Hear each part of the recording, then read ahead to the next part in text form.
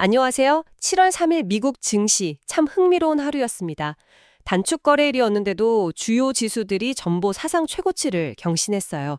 이게 언뜻 보면 좀 고개를 갸웃하게 만드는 상황인데 오늘 저희는 당신이 공유해 주신 이 시장 분석 자료를 바탕으로요. 이 현상의 속내를 좀 더 깊이 들여다볼까 합니다.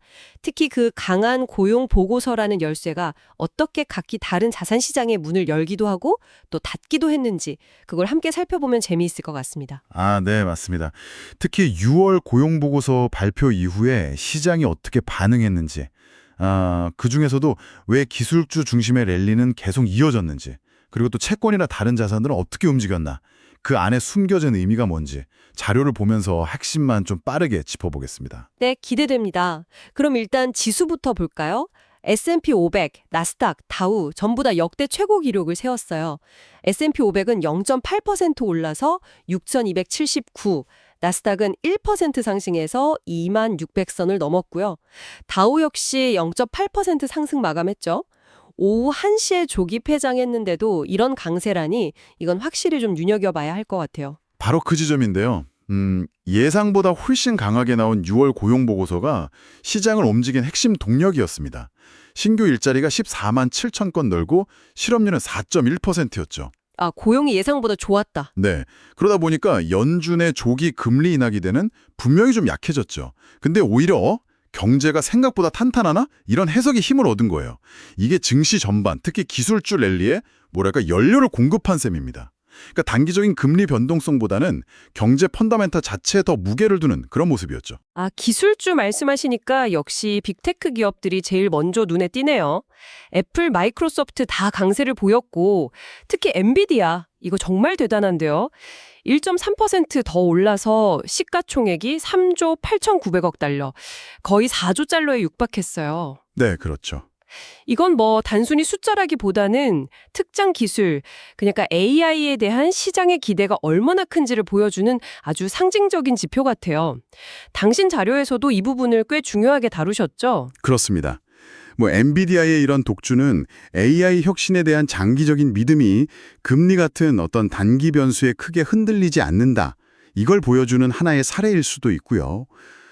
그리고 그 외에도 트립어드바이저 같은 경우는 행동주의 펀드가 지분을 보유했다는 소식이 나오면서 급등했고 또 시놉시스 같은 반도체 설계 기업들은 미국이 중국에 대한 규제를 좀 완화할 거라는 기대감 이런 것 때문에 올랐습니다. 또 고용이 좋아서 그런지 금융주들, 예를 들면 시티그룹의 2.3%, JP모건도 1.9% 올랐고 여행이나 소비 관련주 익스피디아나 노르웨이지안 크루즈 같은 종목들도 3% 안팎으로 같이 오르는 모습이었어요.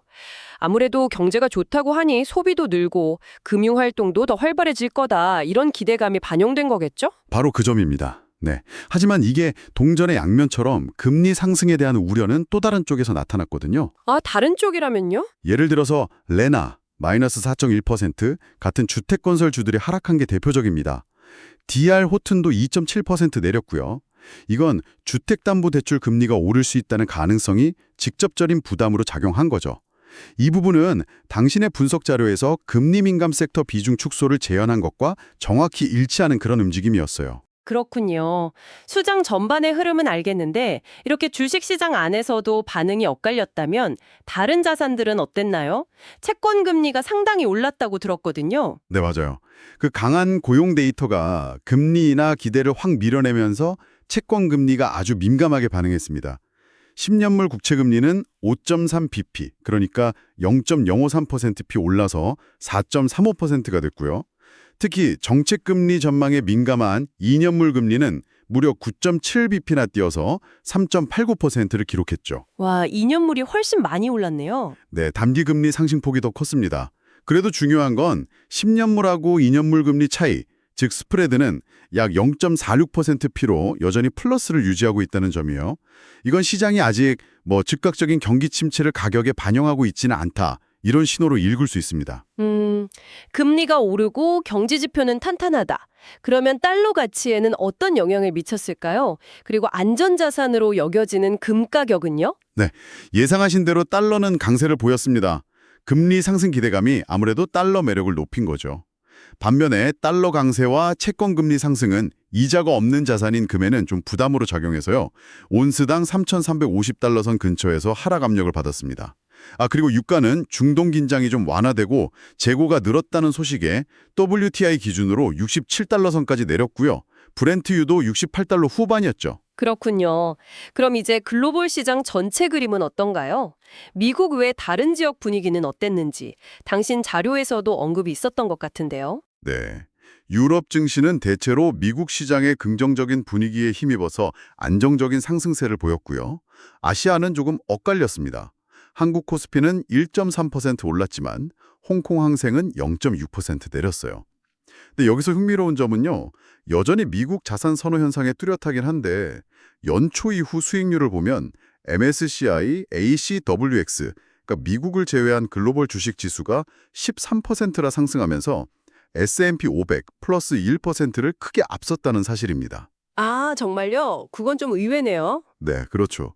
당신 자료에서도 지적했듯이 이게 미국 중심의 랠리 속에서도 글로벌 분산 투자에 대한 관심 역시 꾸준히 나타나고 있다. 이런 증거로 볼 수 있겠죠. 종합을 해보면 어제 미국 증시는 강력한 고용이라는 호재를 기술주 중심으로 소화하면서 사상 최고치를 경신했다.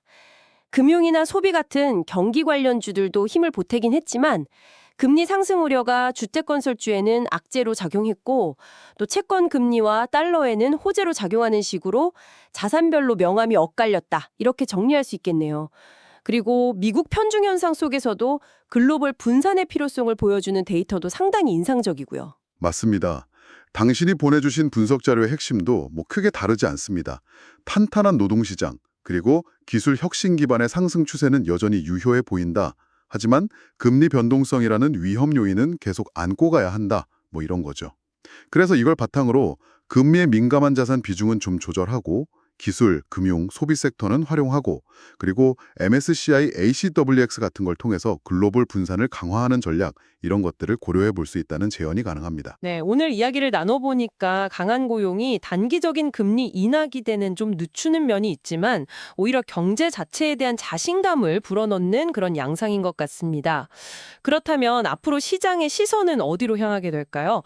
연준의 정책 기조에 정말 실질적인 변화를 가져올 수 있는 다음 퍼즐 조각은 과연 무엇일지, 그리고 그 조각이 오늘 우리가 살펴본 이 여러 섹터들의 운명을 또 어떻게 다르게 결정할지 이런 점들을 생각해 보시는 것도 앞으로 시장을 읽는 중요한 관전 포인트가 될 것 같습니다.